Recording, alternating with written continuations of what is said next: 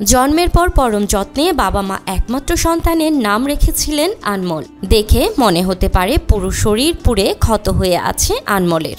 এমনকি স্বাভাবিকভাবে হাঁটতেও পারছে না আনমোল, কথা বললেও জড়িয়ে আসে।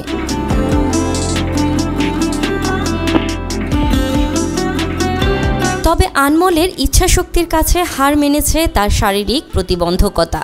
পরিবারের সহায়তা আর উৎসাহে সমাজে সকল বাধা পেরিয়ে অন্যদের মতোই লেখাপড়া করছে আনমোল। শারীরিক প্রতিবন্ধী, সে ছোটবেলায় থেকে অসুস্থ, সে বিরল রোগে ভুগছে দীর্ঘদিন ধরে। তার পড়াশোনা, সে বাসায় ছোটবেলা থেকে পড়াশোনা করে আসছে। তার কোনো স্কুলে সে ভর্তি হতে পারেনি তার শারীরিক সমস্যার কারণের জন্য। সে সবসময় বাসায় থাকে। তার একটা খালামণি আছে, তার সহযোগিতা সে দীর্ঘদিন পড়াশোনা করে আসছে। আনমোলের বাড়ি নীলফামারীর সৈয়দপুর উপজেলার পুরাতন বাবুপাড়া এলাকায়। ব্যবসায়ী বাবার একমাত্র সন্তান সে। বান্ডেল থাকলে প্রতি সেনমানিতে টাকা বাঁচবে। বিকাশ সেনমানি বান্ডেল কিনে জিতুন প্রতি লেনদেনে। সন্তান বিরল রোগে আক্রান্ত, যার চিকিৎসা এদেশে নেই বলে জানান তারা। তবুও হার না মেনে সন্তানকে বিভিন্ন জায়গায় চিকিৎসা করিয়েছেন আনমোলের বাবা। আমি যেখানে যাই সেখানে অসুস্থর জন্য ডাক্তার কাছে, আমি পাড়াপড়শি বা আশেপাশে ডাক্তার আছে, যেখানে যাই ওখানে ওরা ডাক্তার বলে যে আমি একটা নাপা পর্যন্ত বাচ্চাকে আমি দিতে পারবো না। কারণটা এটাই যে বলে অন্য ধরনের যদি আমি কোনো ওষুধ দেই, যদি সাইড এফেক্ট হয়ে যায় তাহলে দায় দায়িত্ব কী হবে, আমাদের উপরে চাপ পড়বে। এই জন্য আমরা একে ওষুধ দিতে চাই না।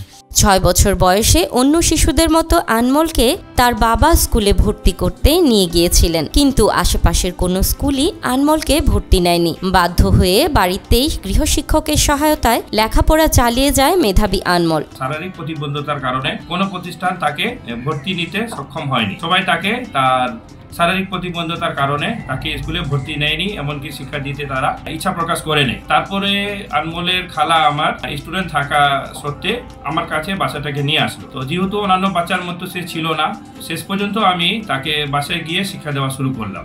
শারীরিক প্রতিবন্ধকতা থাকার পরেও থমে যায়নি আনমোল। জেএসসি পরীক্ষায় সে রেখেছে মেধার স্বাক্ষর। এবছর দিচ্ছে এসএসসি পরীক্ষা। ভালো ফলাফলে উত্তীর্ণ হবে বলে জানান আনমোলের গৃহশিক্ষক। বিভিন্ন মাধ্যমে তাকে বাসায় গিয়ে টিউশনি পড়ায় আজকে জেএসসি পরীক্ষার পরে তাকে এসএসসি পরীক্ষায় আমি উপযুক্ত নিয়ে গেলাম। এখন বর্তমানে সে এসএসসি পরীক্ষায় অংশগ্রহণ করছে এবং আশা করি ইনশাআল্লাহ সে এসএসসি পরীক্ষায় সফলতার সাথে উত্তীর্ণ হয়ে উচ্চশিক্ষায় তার পথ সুগম হবে।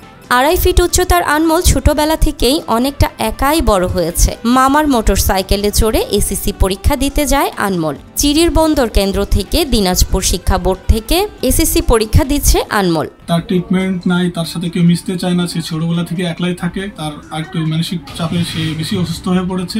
তার সাথে কেউ মিশতে চায় না। আর সে এবার পরীক্ষা দিচ্ছে। একটা পার্সোনাল রুমে তাকে বোর্ড কর্তৃপক্ষ ব্যবস্থা করে দিয়েছে।